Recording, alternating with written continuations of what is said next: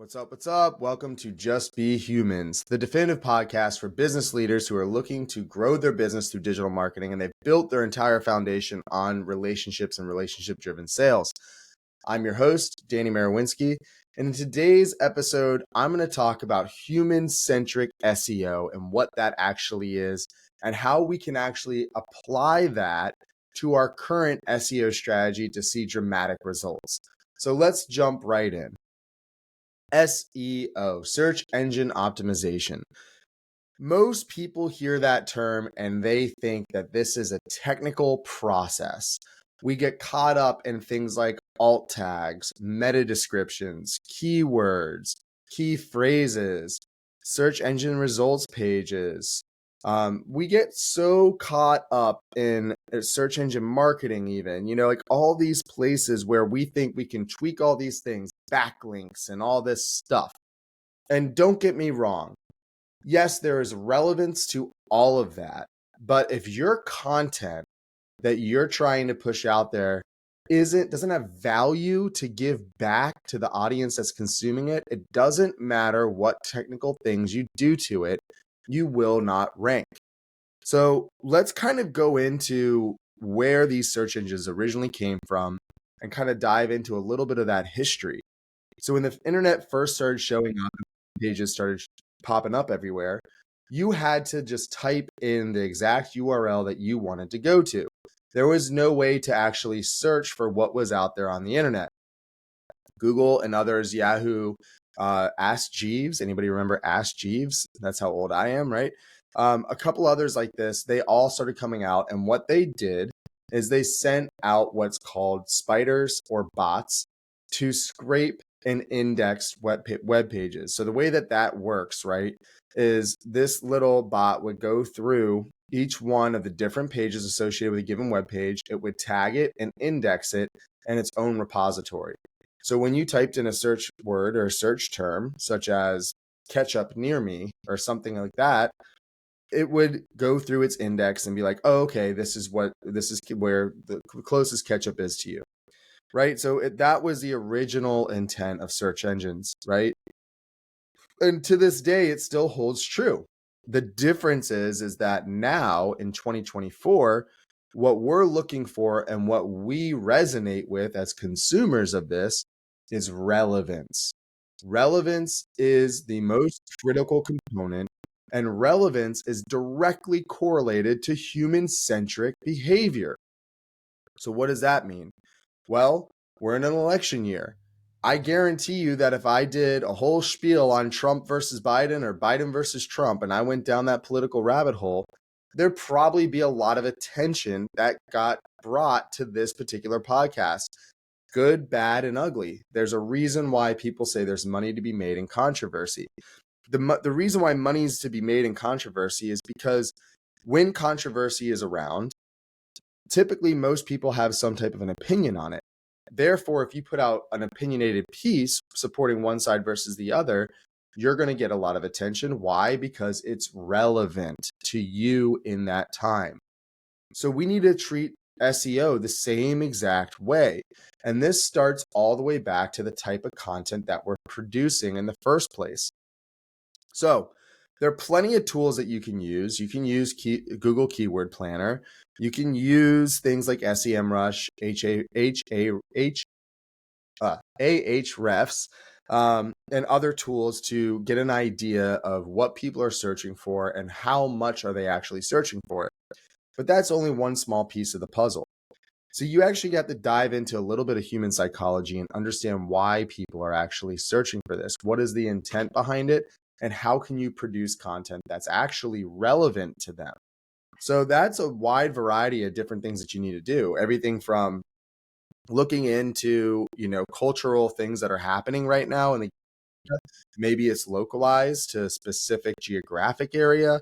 It could be a demographic thing. What are the 20-year-olds consuming over the 40-year-olds, and so on and so forth. So there's a lot of things that come into play around this.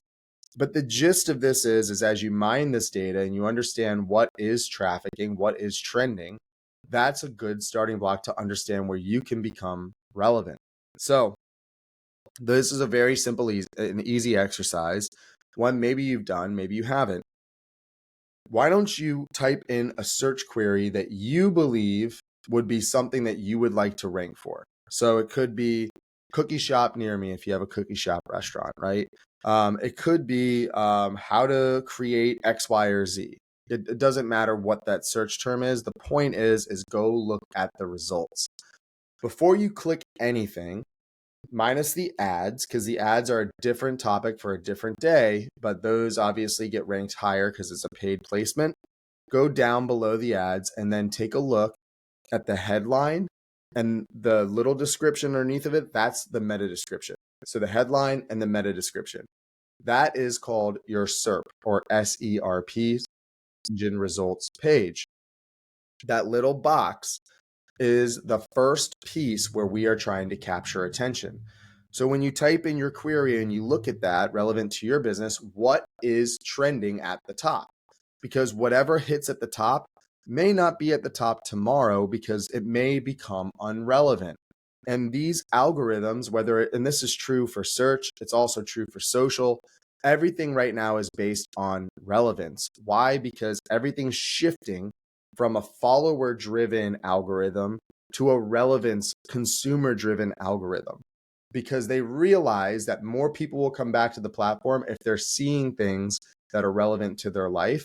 They're going to go back and look at it more. That's probably why you've noticed your feeds and social media and things like that are starting to change. You're seeing a lot more content that's not just your followers, but a lot of people that you don't follow, you're starting to see show up in your feeds because everything's shifting towards relevance. So that's step one, is type in your search query and look at the titles and the meta descriptions. Consume them, especially the top 10, because the top 10 is going to be on the first page of Google. That's where about 80% of all clicks happen, is on that first page in the top 10 results. So look at that top 10 and then ask yourself, what's missing there? What would you like to see as a consumer? Do the same thing when you're searching other things too, not just specific for your business, but when you're using Google in general. It's a practice that I've been adopting. It's been super helpful as I craft our SEO pushes and what we do for our clients as well for ourselves. But start to look about what kind of content's out there that the algorithms are saying is currently relevant to the world, and what's missing. Where's a piece that you can add to that? Okay.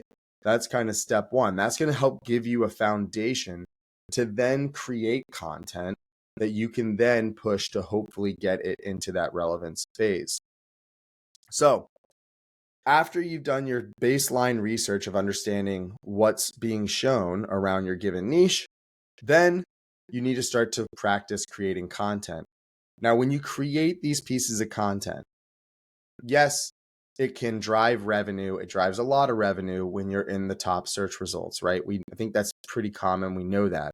And typically we want to buy SEO or employ SEO or deploy our own strategy to SEO because we want to make more money back to our businesses. So that's the generalized stretch that we do. We discredit the fact of why people are going there in the first place. That means that we need to create compelling content where every sentence, the intent of the next sentence, and sales folks that are listening to this, you'll appreciate this. What's the number one goal for any meeting, any sales meeting that you take? To get the next meeting, right? Same rules apply when you're writing a book. What's the purpose of one page of that book? To get you to turn the page to the next. Same rules apply here when it comes down to SEO. So you need to create content that's compelling and engaging. I like to use the framework hook, value, payoff, which the hook is typically telling the audience what they're going to get. So even if you reference this podcast, right? I referenced at the very beginning, the hook to this podcast was, I'm going to tell you how to do human-centric SEO. So that's the hook. The payoff's going to be towards the end of the podcast as you start to understand how we actually apply that, right? So we need to think about our hook when we're writing content. And that's just telling people what you're going to tell them. You've probably heard this saying before too. Tell them what you're going to tell them. Tell them what you told them, right? Same concepts apply here. So what's going to be that hook? That's typically your title. And then the meta description is a small snippet, 180 characters is all we need to elaborate a little bit more on that hook to just give them what the next steps are going to be if they click to consume. So once you've delivered that part of it, let's talk about the structure of your content. And I can guarantee you that you consume web content this way. Most people do. So if I produce a long form article, what I'm going to do is first scan through the chapters or the headers or the table of contents, whatever it is. I'm going to look through what I'm about to consume and hone in on a particular section that I'm interested in before I actually read the very first word of the long form. So we need to be strategic with our H2s or our second headers, right? Our H1 is right below the title. That's the hook. The title is also part of the hook. And then you have your H1, which elaborates on the hook. Then your H2s is how you structure it. Think of it like an outline. Remember those outlines we used to do back in high school, grade school, so on and so forth, right? It's the same concept, right? So we want to give very clear descriptions for what each piece of the content is. And those hooks or those headers, those H2s, all need to align back to the same hook. A great example of this is listicles. If you haven't heard of them, that's where it's like top 10, right? Top 10 ways to clean your kitchen, top 10 ways to refinance your car, top 10 ways for this, top 10 ways for that. We see all that all the time, right? It works very effectively because we're giving them the entire plan, and someone can go through and consume just the H2s alone on the top 10, right? 1, 2, 3, 4, 5, 6, 7, 8, 9, 10. And they can then get a good idea of what this content is and then make the decision if they're going to stay to consume even further. So be strategic on that. When you create the content, make sure that every single one of those headers are helping answer towards that hook. Now, the true answer within the hook should come towards your conclusion, where you're actually giving away the antidote, the header. That's the payoff to the hook. That's rewarding the audience for being there and staying on page for 1, 2, maybe 3 minutes to consume the content. Okay, so that's the way that we create this to be value forward. So yes, the H1, H2, meta tags, all that other stuff, yes, it's relevant. You do need to have a technical understanding of why that matters, but it's more important that you apply it to the human-centric model and understanding how we as humans consume content. We don't want our time wasted.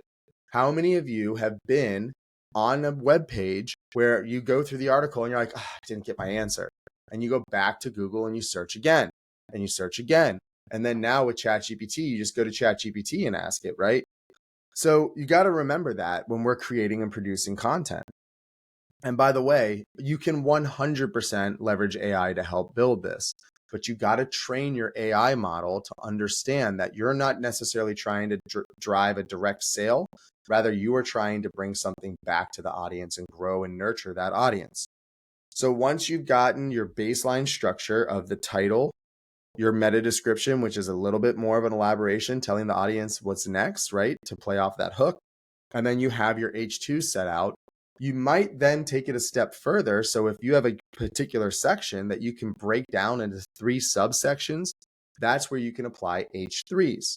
So all of these headers that you're applying in there, they all ultimately are relevant back to the original content. Because as the bots scrape this stuff, that's how the bots are also consuming it. Why? Because that's how humans consume it. Okay. It's not done just strictly for the business model. It's also done because it's replicating how we consume it. So it produces more relevance. And that way you keep coming back.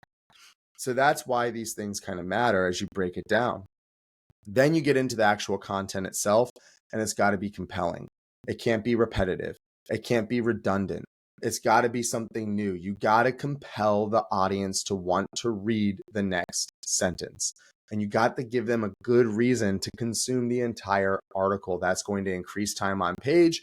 Time on page is what Google ranks as relevance. They look at the IPs and how much time they're spending there. Here's a very simple example that I like to share with folks, especially in Exit Build as we take on other SEO clients. I explain to them, I don't have to do a single technical thing on the back end.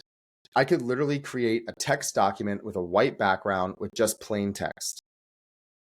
If I publish that piece of content, and let's just say 1 billion people look that piece of content up, and of those 1 billion people, 500 million spend 10 minutes on that page, please believe that that particular piece, even though there's no technical backing whatsoever, will be ranked at the top spot for every single keyword and key phrase inside of it.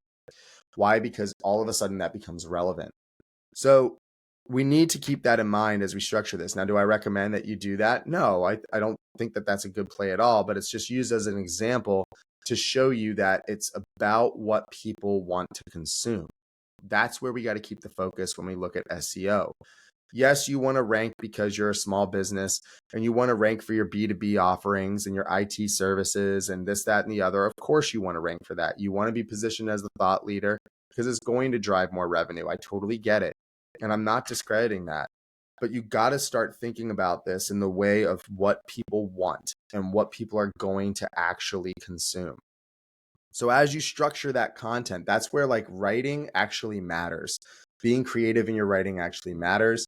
You can use AI to support that 100% because your AI, I like to think of AI, especially in copywriting, as almost like my virtual assistant, right? It's almost like my brainstorming assistant. If I hit writer's block or anything like that, I'll turn to AI to help me craft it. Sometimes I'll even let AI, if it's good enough, I'll let the AI system craft it entirely. And if I train the AI thread well enough on my business and my audience, which is doable through prompt structure and prompting, then you can actually build a very, very positive chain where you can just start to generate more and more AI content and it will be picked up. We've seen it time in and time out. And I will put the caveat on this. I know a lot of you that are got their eyebrow raised at AI and how the algorithms are adjusting for AI content. The truth is it really doesn't matter. And I've seen it firsthand with our clients. I've seen it with our own business. We've used AI content and it's put SEO through the roof, not because the AI content's that much better than mine or humans, but because it's producing relevant information that the humans that are consuming it matters to them and they care about it. So you absolutely can use AI to support this. You just need to do it in such a way. You do need to review the content and make sure, does this actually resonate? Is this relevant to the target demographic that you're trying to associate this with? And that's the other piece you got to realize too, right? Who is this content for? It's not just for everybody. We all know who our ideal customer profile is. And if you don't know, I highly recommend that you do that. But typically our ideal customer profile is some type of demographic, right? Some type of job title, some type of business that they're in, some type of decision-making role, some type of pain point that we know most of them have, and we know that our solution can solve, right? So that's part of what we need to build this for. And then when we produce the content, this is where I highly recommend that you give away your secret sauce, right? Most businesses are like, oh, they got to do business with us before we tell them our processes. Wrong. Give them it. Why? Because they're going to do it on their own and they're going to find out because of their pain points that they don't have the time or the bandwidth to do it. They're going to likely then come back and hire you because if you can give them something of value, they apply it and make it actionable. They will ultimately build trust with you. And when they realize that they don't have the bandwidth to fully execute on the thing, then yes, they're going to come back and hire you for services over top of others. That's part of building that trust. And this is all focused around bringing this value forward content back to them and truly trying to help people. That's where you need to be keeping the focus on. Empathy, caring, help, kindness. That is the foundational blocks to building content that's going to become relevant. So I hope this kind of helps you guys break down the SEO landscape, especially if those of you that are looking to purchase SEO services. SEO is probably one of the most expensive digital marketing services out there. Packages typically range between like $3,000 to $5,000 a month, sometimes more than that, depending on the level of the business and the size of the website and so on and so forth. But you got to keep in mind, right, with this process, why we're doing it. And you have to be able to make sure that that's very clear with the agency that you select to support your SEO, that they are aligned with that. Because if you're just having them throw it up on some type of listing site to get you 100 backlinks, those backlinks won't matter because the backlink needs to be relevant to the content. For instance, if you have a pet shop and you're trying to get your pet shop to rank in the top spot, and you think a backlink strategy is going to work, which for those of you, by the way, just to catch you up real quick, backlinks is kind of Google's way of measuring popularity. So there's a thing called an authority score for your website. So think like the biggest websites out there, Forbes.com, things like that, right? They have a very high authority score. So if Forbes links your site, it's going to bump your juices because the algorithm is going to go, oh, reputable source, they're recommending this, this must be relevant, right? So that's one strategy. So that's why oftentimes we think about these backlink strategies, and you'll get pitched it all the time, especially in these expensive SEO packages. But you got to really pull back the onion on that, because if they're just sending it off to some link building strategy where basically it's just a listing that they're going to link it back to you, you're going to get shitty backlinks. And those backlinks aren't going to be relevant to your content. So in that pet shop example, if all of a sudden I'm getting backlinks from a shoe store, right? There's not much relevance to that. And the algorithm's going to pick up on that. And guess what? So is your audience. Because if you're shopping for shoes and you're on a shoe page and you see a backlink and it's like, oh, that's interesting, and you click it and it goes over to a pet shop and you don't own pets, you're going to bounce off that page. That's why all this stuff matters. It's got to come back to the relevance to your audience and where they are actually getting value from it. So let's pull the thread a little bit further. I'll give you a practical example for the pet shop. All right. So most people have in the pet world a dog or a cat, probably the most common too, right? So maybe what you do is you put together content that helps people understand how to train their dog or even how to train their cat. Maybe you have litter issues, right? Maybe your cat's starting to, I had this problem myself where I had two cats, two male cats. They were competing over the litter box and they started peeing all over the house, and cat urine's terrible, right? So in that moment, if I was looking up a place to go buy cat food and I happen to come across an article that was talking about, hey, use these 5 things to get your cat to stop peeing in the corner, and I applied those 5 things, and now all of a sudden both cats are using the litter box, and it was some great little idea, guess what? I'm going to go give them business. Why? Because I just built that relationship with them. I'm going to remember where it came from. That's the idea behind this, guys. It's where can you build these ancillary pockets of value around what your core offering is to bring value back to the audience. And here's the other interesting thing about this, and a great little example for what an actual sale is. So I had this question asked to me, and the first time it was asked to me, I fumbled on it. I couldn't answer it correctly, right? And the guy goes, "What's a sale?" And I was like, transfer value. He was like, "Nope. A sale is simply to get somebody to move." I was like, huh. So literally, I've used this before where I've sat down, as I'm explaining this example in person with people. I'm like, hey, do me a favor, pick up your phone. As soon as they pick up their phone, guess what? That's a sale. I got them to move. The same rules apply here when we're doing SEO content and we're doing value for content. That's why actual tangible, actionable items matter, because those people, if they apply what they're learning, they will move on that. You will get the first sale. And that all it takes is a series of those movements, a series of those micro conversions, those micro sales, until all of a sudden it's starting to change their trajectory, change their life. It's real, people. This stuff is real. It does change our behavior. And as we do a series of those sales, and if it keeps coming from the same source, they're going to come back and do business with you. That's the way this stuff works.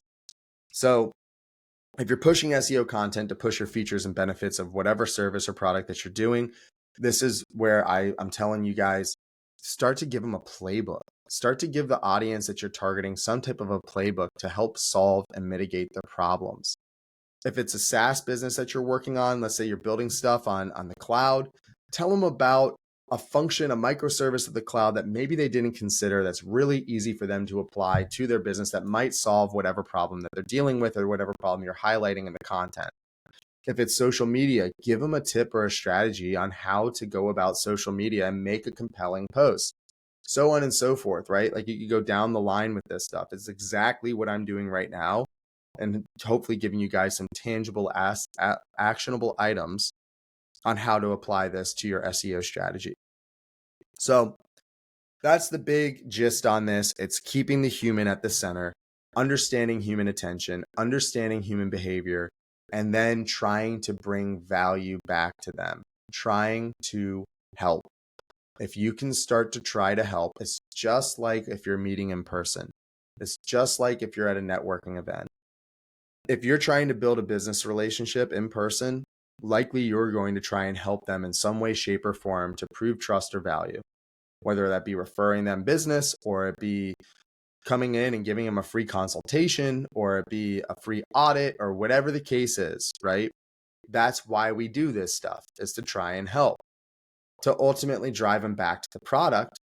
But the first step is to try and help. We need to treat SEO the same exact way. If you're not focused on becoming relevant to your audience, you will not rank.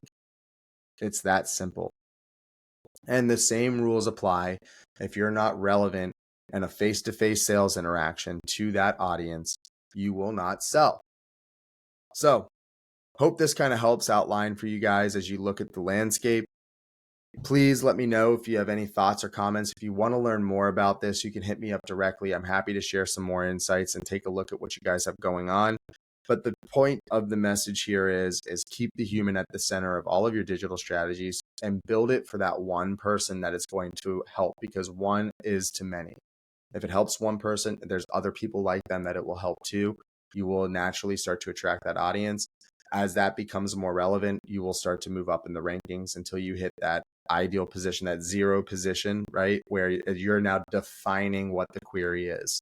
So again, this is Just Be Humans, the definitive podcast for business leaders who have built their businesses through relationships and are looking to digital marketing to scale. I am your host, Danny Marowinski. And just remember, guys, just be humans.